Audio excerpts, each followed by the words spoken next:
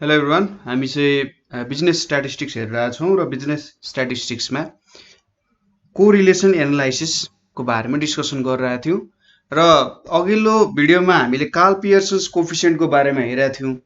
त्यहाँनिर एउटा single variable distribution सम्बन्धी हेऱ्यौँ होइन। र यहाँ चाहिँ अब बाई भेरिएट अथवा दुईटा कन्टिन्युस भेरिएबल्स अथवा सिरिज छ भने हामीले कसरी त्योसँग डिल गर्न सक्छौँ भन्ने कुराहरू हो। बाइभेरिएट डिस्ट्रिब्युसन्सहरूको बारेमा तपाईँहरूले chapter classification and tabulation of डेटाहरूमा बाइभेरिएट डिस्ट्रिब्युसन भनेको के हो भन्ने कुराहरू हेरिसक्नु भएको छ। जस्ट यहाँनिर के हुन्छ भन्दाखेरि दुईटा भ्यालुजहरू हुन्छ र तिनीहरूको नै कन्टिन्युस एउटा सिक्वेन्समा हुन्छ अथवा क्लासहरू हुन्छ भन्ने कुराहरू हो। प्रब्लम देखेपछि तपाईँले बुझिहाल्नुहुन्छ के गर्न खोजेको हो। अब यदि बाइभेरिएट फ्रिक्वेन्सी डिस्ट्रिब्युसन छ भने त्यसको Karl Pearson's coefficient of correlation भेट्ने formula n into summation F यहाँनिर X Y minus summation F X into summation F Y divided by root under n into summation F X यहाँनिर capital लेखौँ F X square minus summation F X को whole square into यहाँनिर n into summation F Y को square minus summation F Y को whole square हुन जान्छ। यहाँनिर नयाँ टर्म भनेको एउटा क्यापिटल n आयो होला, अर्को एफ आयो होला।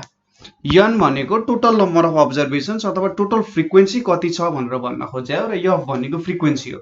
जस्ट तपाईँले जुन कार्ल पियर्सन्समा फर्मुला स्टडी गर्नुभयो त्यो फर्मुलामा स्मल n लाई क्यापिटल n बनाउने र एक्स वाई एक्सहरू भएको ठाउँमा ट्याक्कै एउटा एफ जोडिदिनु भयो भने ठ्याक्कै हाम्रो रिलेसन आइहाल्छ। अब हामीले काम गर्ने भनेको यहाँनिर कन्टिन्युस डेटाजहरूसँग हो बाइभेरिएट डिस्ट्रिब्युसनमा। त्यसैले यहाँनिर हामीलाई फ्रिक्वेन्सीको युज पनि आउँछ। अलिकति थोरै डिफिकल्ट हुनसक्छ सुरुमा, तर हामी जुन मेथड फलो गर्छौँ त्यो मेथडले तपाईँले एकदम सजिलैसँग बुझ्न सकिहाल्नुहुन्छ। एन्डसम्म फलोअप गर्दै जानु होला है। यो एउटा फर्मुला भयो, यो फर्मुला तपाईँले टिप्नु होला। त्यसपछि सपोज मैले u is equals to X minus A भनेर सपोज गरेँ। ए भनेको मेरो एउटा एज्युम्ड मिन हो, अथवा मैले x minus A by H suppose गरेँ। म h को मिनिङ ठ्याक्कै प्रब्लम गर्ने ठाउँमा बुझाइहाल्छु। भन्न खोजेको चाहिँ एउटा कमन फ्याक्टर मात्रै भन्न खोजे, तर ठ्याक्कै प्रब्लममा आइसकेपछि हामीले यो कुरा मजाले बुझ्न सक्छौँ है। त्यसपछि v इज इक्वल्स टु मैले y माइनस बी और y माइनस बी बाई के भनेर सपोज गरेँ। अब h र के र h भनेको एउटै कमन फ्याक्टरकै कुरा हो, तर जेनरली यहाँनिर के हुन्छ भने जब हामीले बाइभेरिएट डिस्ट्रिब्युसनको कुरा गरिरहेको हुन्छौँ, बाइभेरिएट डिस्ट्रिब्युसनको कुरा गर्दाखेरि चाहिँ कुनैमा क्लासेसहरू कम हुन सक्छ, कुनैमा क्लासेसहरू बढी हुन सक्छ। यो कुरालाई पनि हामीले ख्याल गरेर प्रब्लम अहिले हेर्छौँ है त। हो त्यही भएर यहाँनिर के र एच भनेर दुईटा डिफ्रेन्ट भ्यालुहरू राखे, तर मिनिङ चाहिँ एउटै क्यारी गर्छ। त्यसपछि हाम्रो कार्ल पियर्सन्सको फर्मुला भनेको के लेख्न सकिन्छ भने यहाँनिर n summation F U into V minus summation F U into summation F V divided by root under n summation F U square minus summation F U को होल स्क्वायर इन्टु यहाँनिर n अनि त्यसपछि summation F V को square minus summation F V whole square हुने भयो। फर्मुलामा केही difference छैन हैन, जस्ट हामीले भ्यालु सब्स्टिट्युट मात्रै गर्यौं, अरु खासै केही पनि गरेका छैन। यो फर्मुला पनि इम्पोर्टेन्ट हुन्छ यहाँनिर है। इम्पोर्टेन्टको मतलब अब जे होस् तपाईले माथिकै फर्मुला नि क्याल्कुलेट गर्न सक्नुहुन्छ, तर तलको फर्मुलाले अलिकति क्याल्कुलेसन छोटो सजिलो बनाइदिन्छ। त्यही भएर हामीले चाहिँ तलको फर्मुला युज गर्न सिक्यौं भने अझै इम्पोर्टेन्ट प्रब्लमहरुलाई सजिलैसँग सल्भ गर्न सकिन्छ। ठीक छ। अब जेनरली यो फर्मुलाहरु भनेको चाहिँ अनग्रुप्ड डेटाहरुको लागि युज हुन्छ हैन। माथिको कुराहरु हामीले अनग्रुप्ड डेटाहरुको लागि युज गर्छौं। जस्ट एउटै फर्मुला हो, तर यहाँनिर फ्रिक्वेन्सी आएको कारण त्यही फ्रिक्वेन्सीकै टर्म एउटा नयाँ थपिएको छ, त्यति हो कुरा। तर दुईटै फर्मुलाहरू सर्ट एन्ड अनग्रुप्ड डेटाकै लागि हामीले काम गर्ने हुन्छ। अब एउटा प्रब्लमतिर जाउँ। यहाँनिर अब एउटा डेटा हेरौँ हामीले। सपोज यतापट्टि मैले x लेखेँ, यतापट्टि y छ है। यहाँनिर 0 to 4, 4 to 8, 8 to 12 र 12 to 16 भनेर हाम्रो डेटा छ। यतापट्टि 0 to 5, 5 to 10, 10 to 15, 15 to 20 र 20 to 25 भनेर हामीसँग डेटा छ। यहाँनिर अब फ्रिक्वेन्सिजहरू दिएको छ 7, 4 छ। त्यसै गरी यहाँनिर अर्को भनेको 8, 5, 7 छ। यहाँनिर 3 र 2 छ हैन। त्यसै गरी यहाँनिर एउटा लास्टको डेटा दिएको छ। अब हामीलाई यो एउटा बाइभेरिएट फ्रिक्वेन्सी डिस्ट्रिब्युसन दियो, किनभने x को पनि यहाँ हेर्दा क्लासेसहरू छ, y को पनि क्लासेसहरू छ। यतापट्टि जुन कलममा हामीले क्लासेसहरू लेखा छौँ त y सँग रिलेटेड क्लासेसहरू भयो, र रोमा जुन क्लासेसहरू लेखा छौँ त्यो भनेको x सँग रिलेटेड क्लासेसहरू भयो।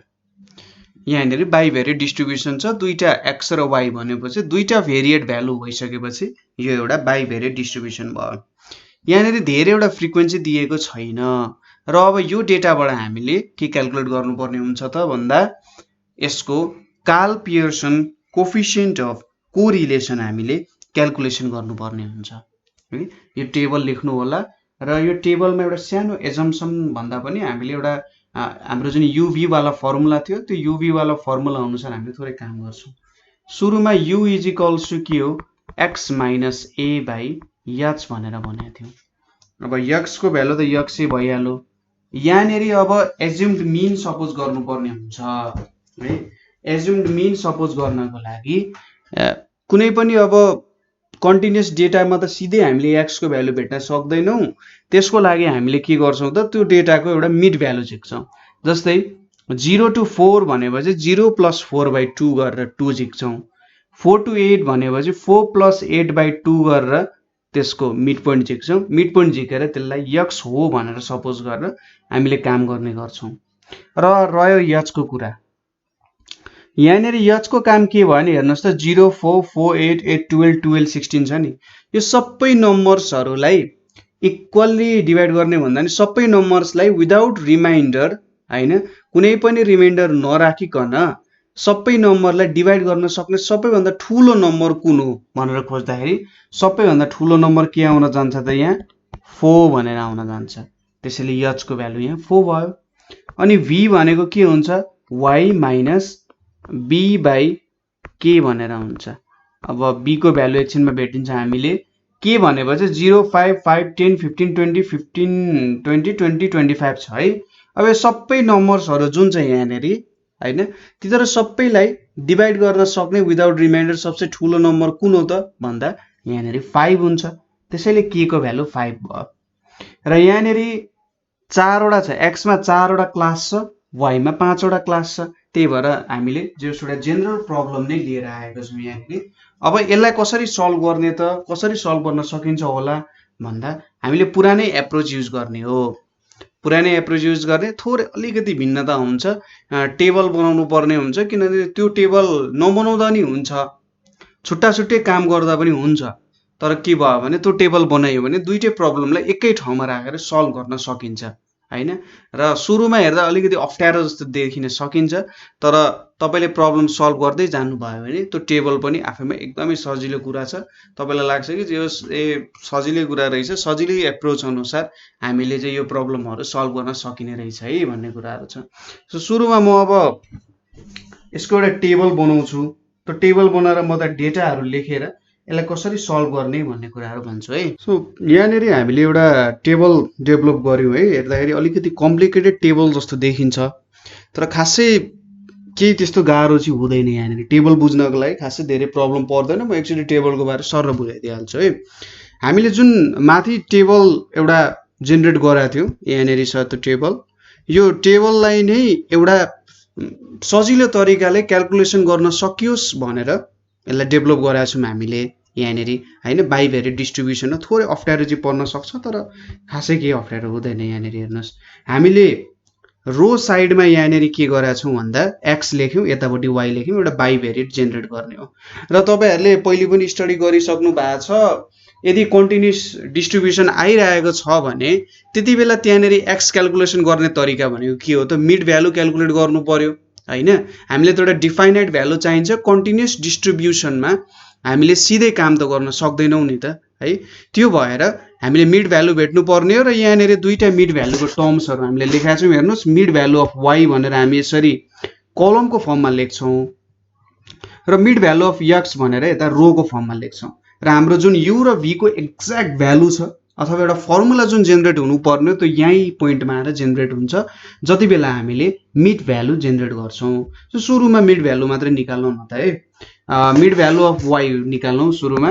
यतापट्टि 0 to 5 छ, 0 + 5 डिभाइडेड बाई 2 गर्नु पर्यो। त्यो भनेको कति आउँछ त हाम्रो यहाँनिर 2.5 आउँछ। 5 + 10 डिभाइडेड बाई 2 भन्छ 15/2 भनेको 7.5 आउँछ। यहाँनिर 25 डिभाइडेड बाई 2 भनेको 12.5 आउँछ र यहाँनिर कति आउने भयो त 17.5 आउँछ र 20-25 भनेपछि 22.5 आउने भयो।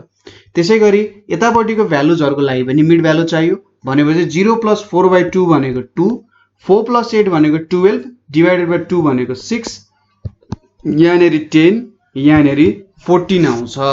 यसरी हामीले मिड भ्यालु अफ एक्स र मिड भ्यालु अफ वाइ भेट्न सक्यौं।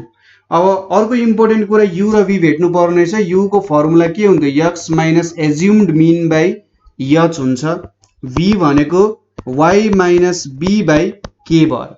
अब यहाँनिर एज्युम्ड मिन भनेको हामीले के सपोज गर्दा ठीक होला त भन्ने अलिकति यहाँ हेरौँ। सो यु को हेर्यौँ भने एच को भ्यालु कति हुन्छ, यहाँ 4 भइहाल्यो।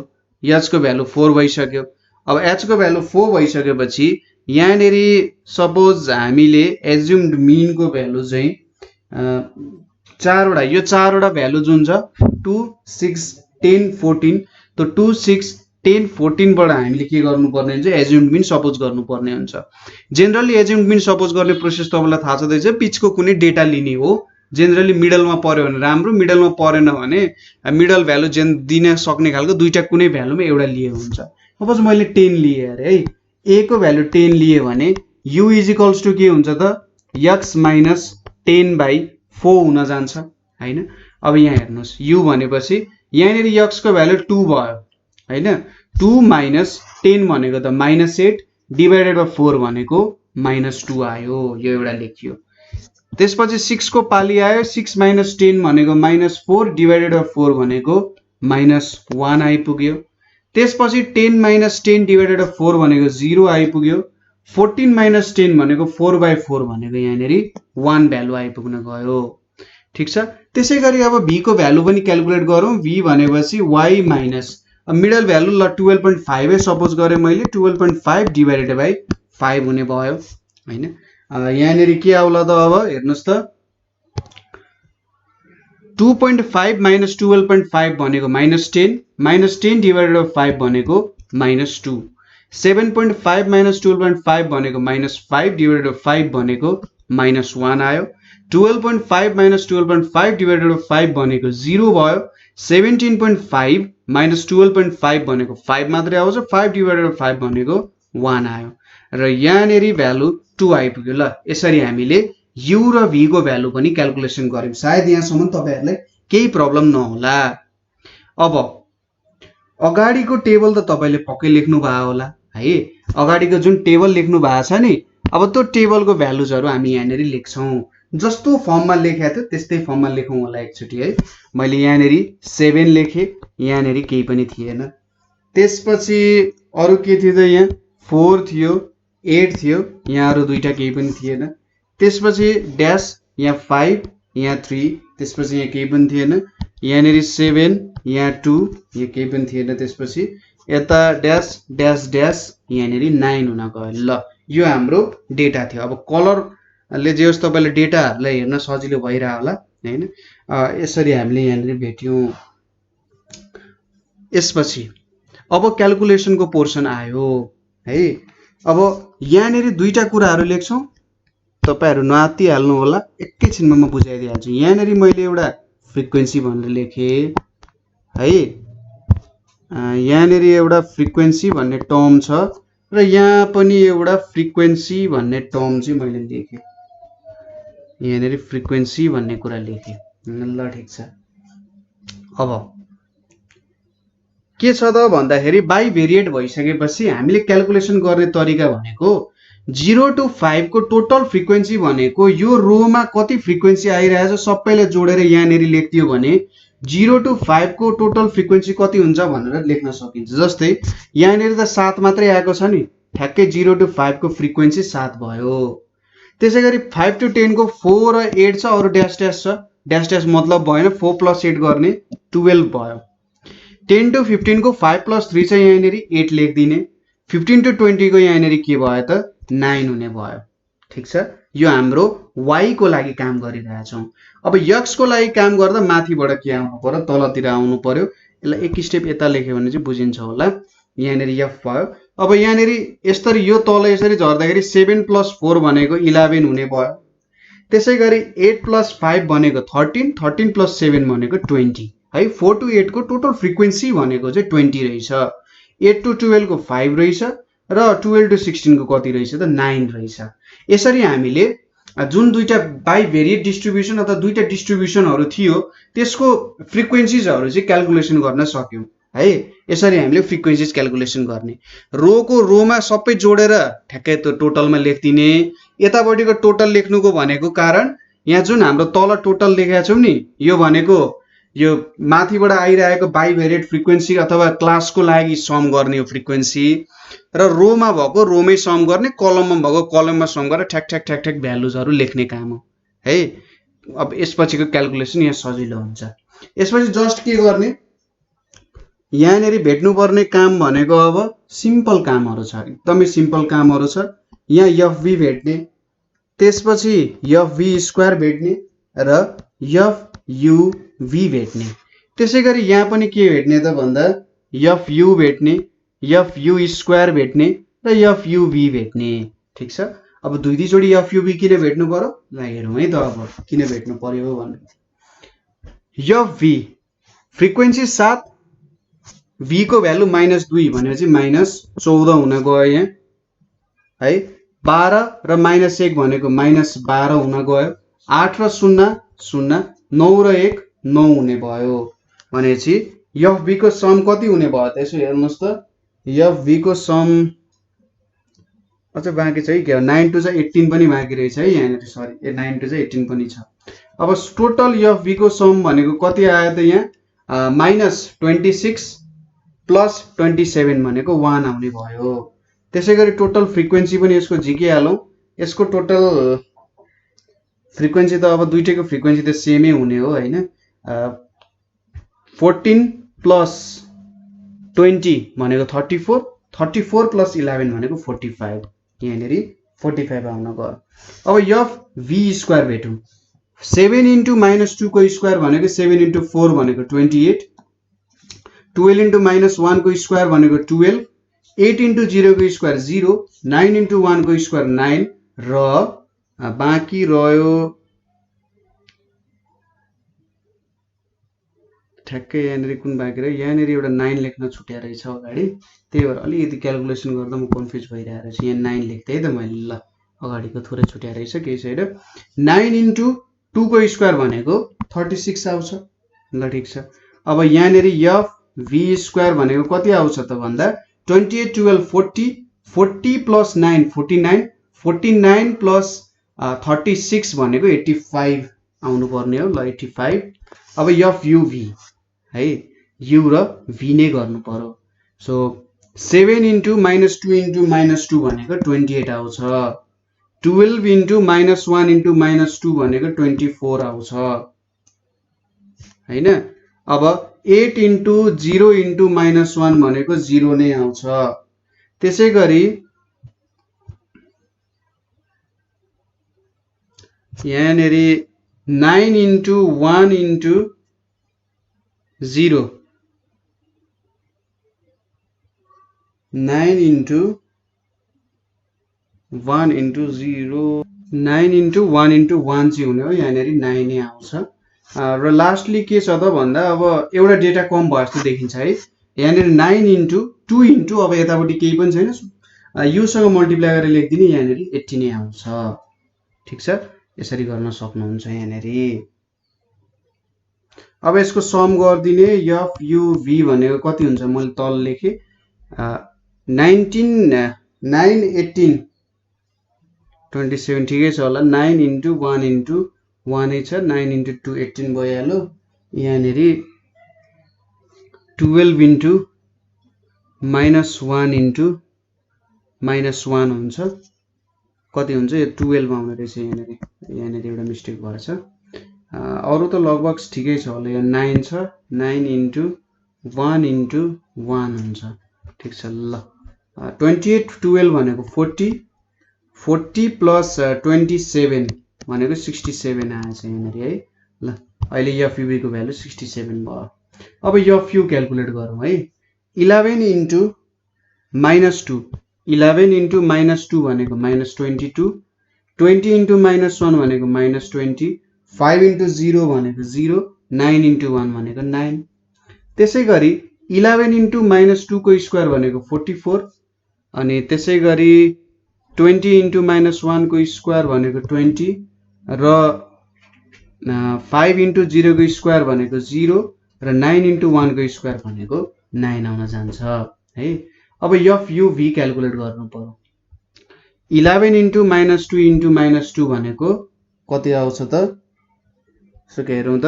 यो 11 भयो यहाँनिर, -2 -2 भने चाहिँ यो सायद 44 आउँछ। त्यसैपछि 20 छ, 20 into -1 into -1 भने चाहिँ 20 नै आयो। त्यसपछि अर्को टर्म भनेको 0 आयो यहाँनिर है। त्यसपछि 9 into 2 आउने भयो यहाँनिर, 18 आउने भयो हैन। ठ्याक्कै त्यति भ्यालु आइपुग्यो। 20 छ, -1 into -1। ल ठिक छ। अब यो भ्यालु कति आउँछ त यहाँ भन्दा 64 प्लस 18 भनेको कति आयो, 82 आयो यहाँनिर। यो 82 आयो। समेसन FUV भनेको 82 आयो। त्यसै गरी समेसन FU स्क्वायर भनेको यहाँनिर 64 प्लस 9 भनेको 73 आउँछ। त्यसै गरी समेसन FU भनेको यहाँनिर कति आयो त भन्दा -33 आयो। तर यहाँनिर एउटा मिस्टेक भयो। अब दुईटैमा FUV क्याल्कुलेट गर्दा डिफ्रेन्ट भ्यालु आयो। तर यस्तो इरोर त नहुनु पर्ने हो। यो इरोर हामीले सुधार्नु पर्ने हुन्छ, नभए यसो हेर्दाखेरि सायद कहीँ न कहीँ क्याल्कुलेसन गर्न मिस्टेक भएको हुन्छ। यहाँनिर हाम्रो डेटा सायद हामीले क्याल्कुलेसन गरेको डेटा रङ छ कि राइट छ भन्ने चेक गर्ने पोइन्टै यही हो है। त्यसैले यो टेबल इम्पोर्टेन्ट छ, किनभने यो पोइन्टमा हामीले के हेर्न सक्छौँ त, डेटा कहाँनिर हामीले पुट गर्न रङ भएको रहेछ अथवा क्याल्कुलेसन गर्न रङ भएको रहेछ भन्ने कुरा चेक गर्न सक्छौँ नि त हैन। सो यो पोइन्टकै लागि हामीले यत्रो टेबल चाहिँ बनाएको यहाँनिर, ताकि डेटामा केही पनि इरोर नआओस् र हामीले क्याल्कुलेसन गरेको जुन पोर्सन छ त्यो पोर्सनमा गल्ती नहोस्। यो इरोरलाई सुधार्ने एउटा राम्रो मेथड भनेको हामीले अर्को एउटा तरिका एप्लाई गर्छौँ र फुल प्रुफ तरिका छ। मैले यो मेटाइदिएँ सुरुमा यो डेटाहरू है, यो डेटाहरू मेटाइदिउँ, त्यसपछि त्यो टेक्निक युज गरौँ। के गर्न सकिन्छ त भन्दा, जस्तै यसलाई मैले यहाँनिर अलिकति कुनामा लेख्छु। यो 4 यतापट्टि भयो, यो 8, यो 5 तपाईँले नै आफ्नो ठ्याक्कै यसो एउटा कुनामा लेख्नु होला ताकि फ्रिक्वेन्सी हो भनेर चाहिँ बुझियोस्। ठिक छ, यहाँनिर 9 भनेर लेखेँ। अरू त ठिकै छ, यति थियो हामीले दिएको डेटाहरू है। अब हामीले यहाँनिर काम के गर्न सक्छौँ भने प्रत्येक जुन पोइन्ट आउँछ नि त्यो पोइन्टमा हामीले मल्टिप्लाई गर्दै लेख्न सक्छौँ। जस्तै मैले यहाँनिर सानो बक्सा बनाउँछु, 7 इन्टु यो त फ्रिक्वेन्सी हो, 7 इन्टु के गर्न सक्छु, -2 इन्टु -2 भनेको कति लेख्न सकिन्छ, 28। अब यिनीहरूमा त केही पनि हुने भएन। 4 इन्टु -2 इन्टु -1 भनेको कति लेख्न सकिन्छ, 8 लेख्न सकिन्छ। 8 इन्टु -1 इन्टु -1 भनेको यहाँनिर 8 लेख्न सकिन्छ। जुन पोइन्टमा फ्रिक्वेन्सी छ त्यहीँनिर u र v को भ्यालुसँग मल्टिप्लाई गरेर हामीले काम गर्न सक्छौँ, सजिलो हुन्छ। त्यसै गरी यहाँनिर 5 इन्टु -1 इन्टु 0 भनेको 0, त्यसै गरी 3 इन्टु 0 इन्टु 0 भनेको 0 हुने भयो। 7 इन्टु -1 इन्टु 1 भनेको यहाँ 7 हुने भयो। 2 इन्टु 1 इन्टु 0 भनेको यहाँनिर के हुने भयो, 0 हुने भयो। त्यसै गरी 9 इन्टु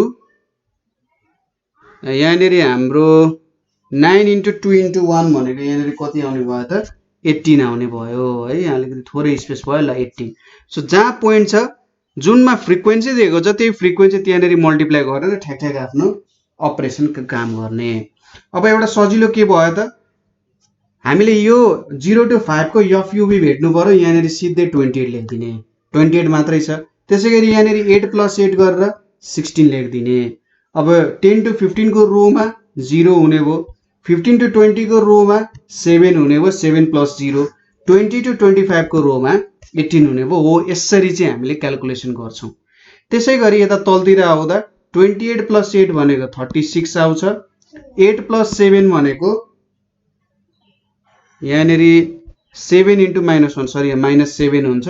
8 - 7 भनेको -1 आउँछ। त्यसै गरी यहाँनिर 0 0 0 नै आइपुग्यो र लास्टली 18 आइपुग्यो। अब एफयुभी भेटौँ है। एफयुभी यहाँनिर 36 - 1 भनेको 35 36 यहाँनिर 1 0 1 हो। 36 + 1 37 यहाँनिर 55 आयो। त्यसै गरी यतापट्टि कति आउँछ 16 + 28 44 44 प्लस यहाँनिर -7 ठ्याक्कै अगाडिको -7 18 - 7 भनेको 11 11 + 16 भनेको 27 27 + 28 भनेको 55। ल अब एफयुभी दुईतिरको भ्यालु मिल्यो नि। अब चाहिँ क्याल्कुलेसन गर्न सकिन्छ। बाँकी रह्यो सिम्पल कुरा बाँकी रह्यो के त फर्मुला हाल्ने r = n into summation FUV minus summation FU into summation FV divided by यहाँनिर √n summation FU square minus summation FU को होल स्क्वायर इन्टु यहाँनिर n समेसन एफभी को स्क्वायर माइनस समेसन एफभी को whole square हुने भयो। सबै भ्यालुजहरु हामीले भेटिसकेका छौं। n को भ्यालु कति छ त हाम्रो टोटल फ्रिक्वेन्सी को भ्यालु हामीले यहाँनिर 45 भेट्यौं है।